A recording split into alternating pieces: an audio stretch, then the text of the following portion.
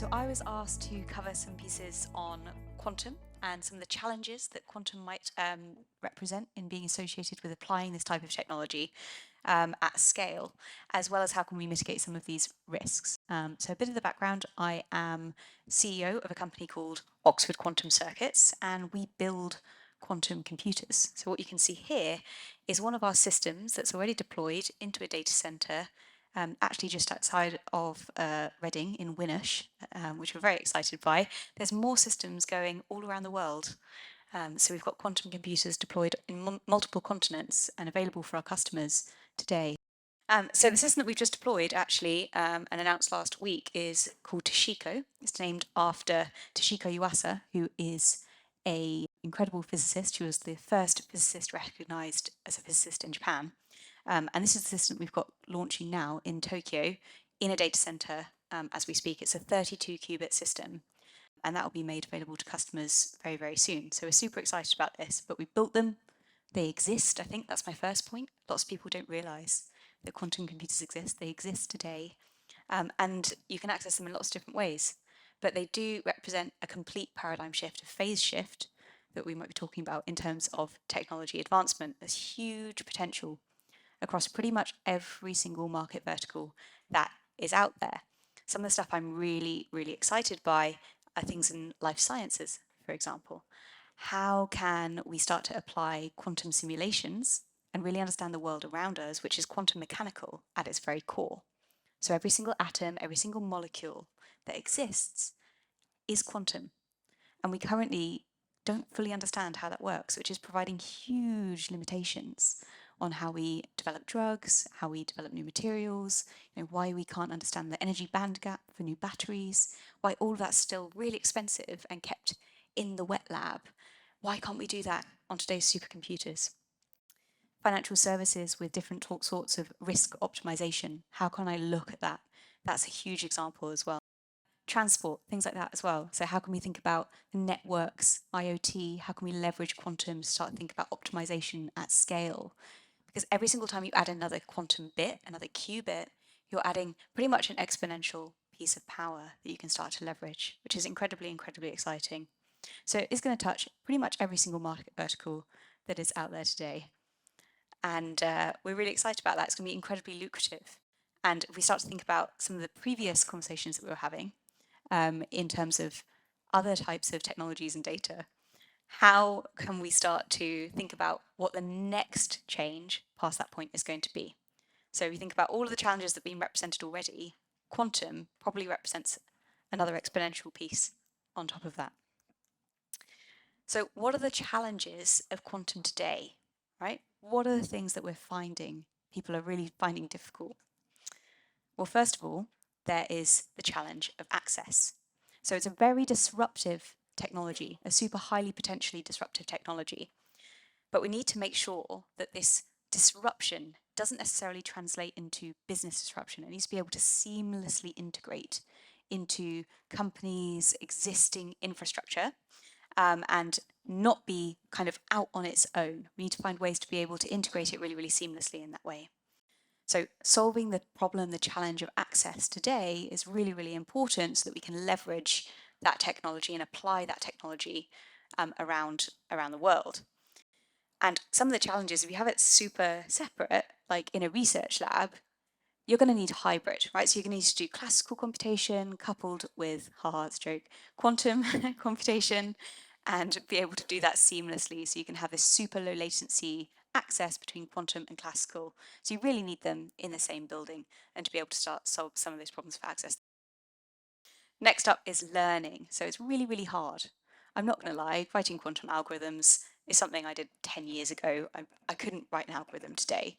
But we need to be able to train our existing algorithms and be able algorithm experts in quantum and help train the quantum workforce so that they know how to interact and learn how to use quantum applications and really help support that. The next piece is, of course, performance. So if you're already starting to interact with quantum to make sure your businesses are quantum ready, you need to be able to go back to your existing stakeholders and help them say, this is what it can do for us. But the performance of the systems today, there's still things that can be simulated. So the quantum computers, like that system that I've shown to Shiko, it could be simulated on today's supercomputers. So we're not yet quite at that point whereby you can solve problems that are intractable. But how can I still show my stakeholders this is something we should be engaging with, this is something we should be doing, and make that business case? Because by 2027, we expect there'll be a pivot point where you've got systems that now have the underpinning performance of number of qubits, but not just number of qubits. Don't pay attention to the number of qubits, they really don't matter.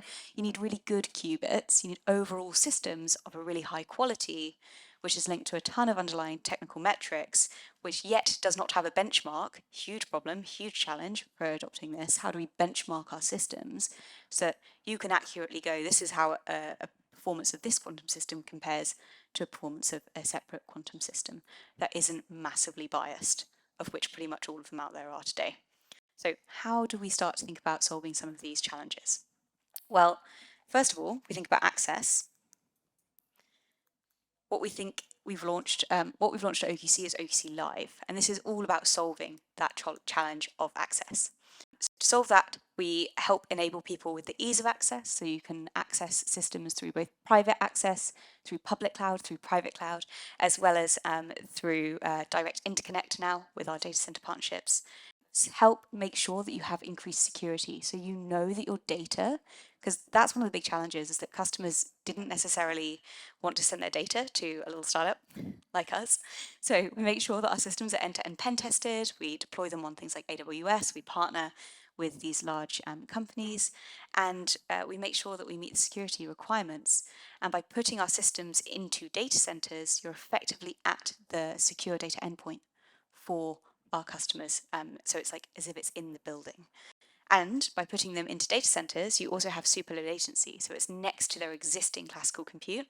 And then you can do super low latency type control between classical quantum on site with direct interconnect. Beautiful problem solved. That's what we're doing with OQC Live. You can actually access our systems anytime between 10 and 1 through AWS. So if anybody's got an Amazon Bracket account, you can do that. Latency isn't great there, but actually ours is faster than all the others, especially in Europe. You can access through private cloud as well. So if you want to run POCs, you can run private cloud access, which means that you can just work with us directly.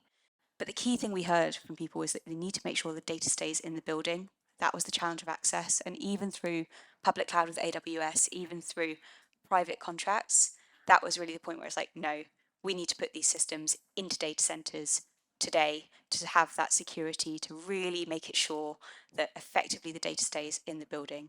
So we're already partnered with Equinix, and we're also partnered with 6TeRa, which is fantastic. So that's one example of what we're doing to put quantum to production and to put the systems into data centers so you can have private access, public access, but also direct interconnect. And you can also have dark fiber connections. So it literally doesn't have to touch anything public cloud, anything else super low latency, which we're also super excited about.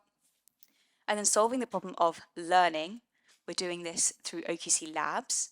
And I think Fujitsu also have similar programs. And this is all about supporting customers to experiment and learn from the outset. So we've got quantum algorithm engineers who can work with customers and work with people to help understand how they can transform their businesses to identify those specific use cases and help them with the onboarding to actually run quantum algorithms on actual systems today, because there are differences between actual systems versus simulators when you start to think about noise profiles and all of this type of stuff. All of this doesn't matter if you've not got a system that performs very well, so it all has to be underpinned by performance. And this is one of the biggest challenges of the systems today. Right, that photo that I showed you, that's like a room. It's probably like the size of this. So we're still thinking the 60s in terms of compute, where you've got physical rooms and you're coding almost as though you're coding individual gates. And you've got these amazing microwave setups and you're sending individual pulses. It's just phenomenal, but it's still where it was in classical compute equivalent of the 60s. And it's still got a way to go. But with increased system performance, we expect that pivot point for where it reaches business added value to change around 2027, when we'll be able to have, say, 50 to 100 qubits of high enough quality that you can really do super interesting problems. So to help underpin that performance, we need to have innovation, and innovation that can be very much inspired by some of the universities that we have here in the UK. We are absolutely fantastic at this. This is a picture of OQC's core IP that span out from the University of Oxford. That innovation was the foundation for everything that we do, and is a unique way of building a superconducting bit, and it's my job to make sure that we realise that commercialisation piece.